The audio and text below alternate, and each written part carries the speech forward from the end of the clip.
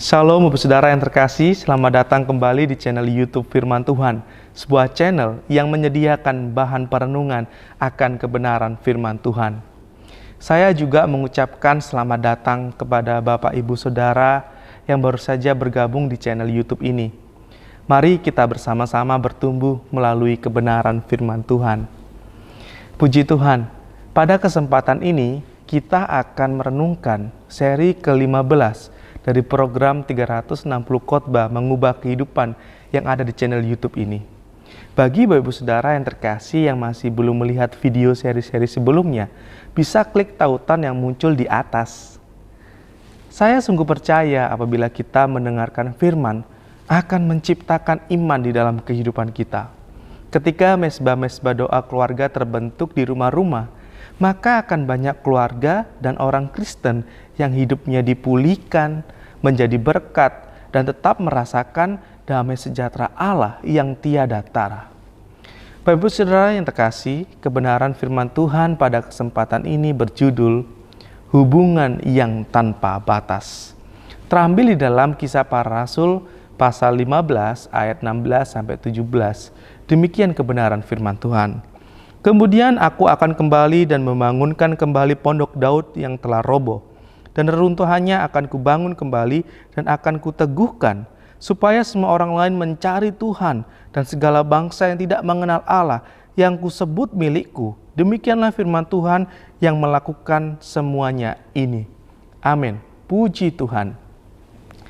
Bapak Ibu Saudara yang terkasih, kita tidak pernah setinggi waktu kita berlutut. Allah paling dimuliakan di dalam kita ketika kita paling merasa puas di dalam Dia. Allah ingin agar hubungan kita dimotivasi oleh kasih, ucapan syukur, dan sukacita, bukannya kewajiban. Dengan demikian, kita menikmati Dia dalam hubungan dengan Allah semakin dalam. Hidup bagi kemuliaan Allah adalah prestasi terbesar yang bisa kita capai dengan kehidupan kita. Oleh karena itu, kerinduan hati Allah kepada kita adalah adanya hubungan yang semakin dalam dengan Dia. Apakah ciri yang menandai bahwa kita memiliki hubungan semakin dalam tersebut? Ciri yang pertama adalah apabila kita memiliki keintiman dengan Allah. Ciri pertama ini didasari oleh kebenaran firman Tuhan di dalam Kisah Para Rasul pasal 15 ayat 16. Bapak Ibu Saudara yang terkasih, pasangan suami istri yang sudah membangun rumah tangga yang sehat akan memiliki hubungan intim di antara satu dengan lainnya. Hal itu bisa terjadi dikarenakan kedua belah pihak telah mengenal kepribadian dan karakter mereka masing-masing. Jadi sangatlah aneh dan juga perlu dipertanyakan apabila ada suami yang tidak mengenal istrinya, melainkan mengenal istri tetangganya. Dan juga sebaliknya, keintiman dengan Allah dapat kita ketahui jika kita dapat mengenal suaranya dan juga pribadinya. Ayat ini mengutip dari nubuat Nabi Amos di dalam Amos pasal 9 ayat 11-12 yang mengacu kepada semangat hati Daud yang terpaut kepada Allah. Semangat Daud akan hadirat Allah merupakan sesuatu yang sangat penting. Bagi Daud, hubungan dengan Allah itu merupakan gaya hidupnya yang mendatangkan gairah dan juga melahirkan kebangunan rohani. Dengan demikian, nubuatan ini sedang berbicara tentang pemulihan Allah terhadap suasana atau semangat menyembah, mengasihi Allah, dan bukannya bangunan fisiknya. Bapak Ibu Saudara yang terkasih, pengertian tentang pondok Daud. Pondok Daud berupa kemah atau tenda yang sangat sederhana, di mana tabut Allah itu ditempatkan di sana. Jika kita melihat dalam Perjanjian Lama, maka ada 3 tempat di mana tabut Allah itu pernah ditempatkan, yaitu Tabernakel Musa, Pondok Daud, dan Bait Allah Salomo. Tabut Allah itu melambangkan hadirat Allah, dan ketika tabut tersebut ditempatkan di tengah-tengah umatnya, itu gambaran dari Allah yang menyatu dengan umatnya. Para penyembah itu mengelilingi tabut dan selama 24 jam mereka menyembah Allah. Inilah arti dari keintiman, yaitu adanya hubungan yang tidak pernah putus. Tuhan benar-benar tidak ingin dipisahkan dari kita.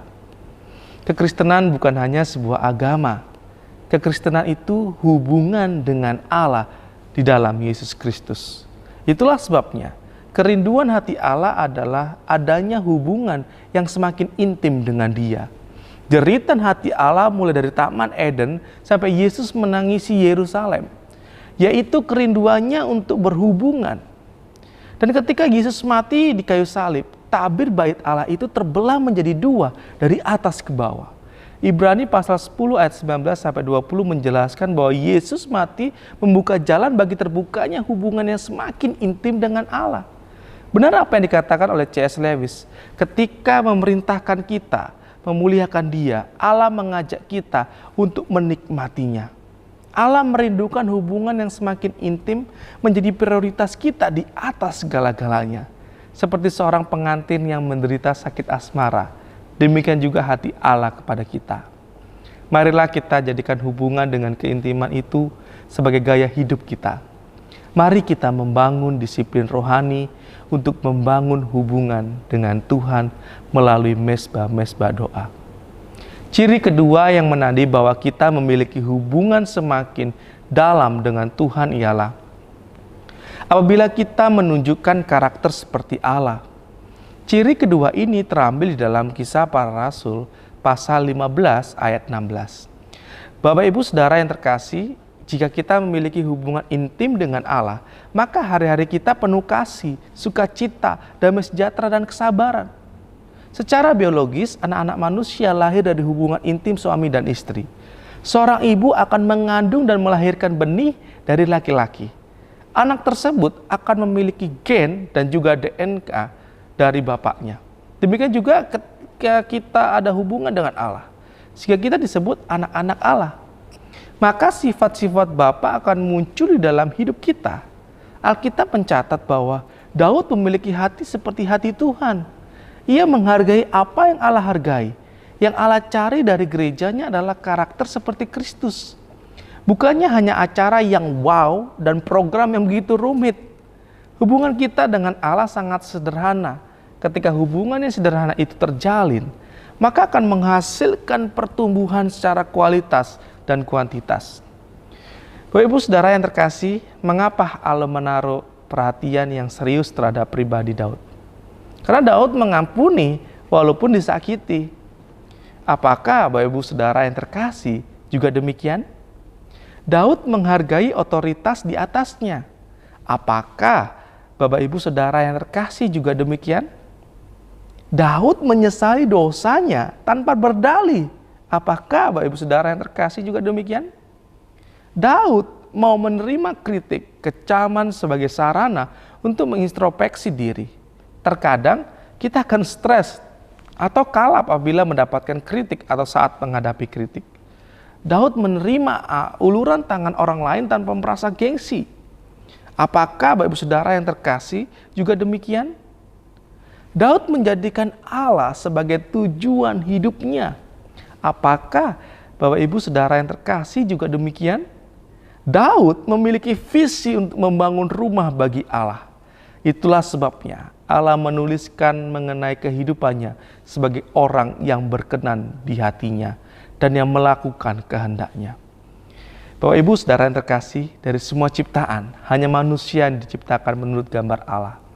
Kita punya sifat dan juga moral seperti Allah, yaitu berpikir, merasakan, berkehendak, dan juga mengasihi. Gambar tersebut telah rusak ketika manusia jatuh di dalam dosa. Yesus datang memulihkan gambar Allah yang telah rusak dalam kehidupan kita. Oleh karena itu, bagaimana proses pembentukan karakter Allah itu terjadi?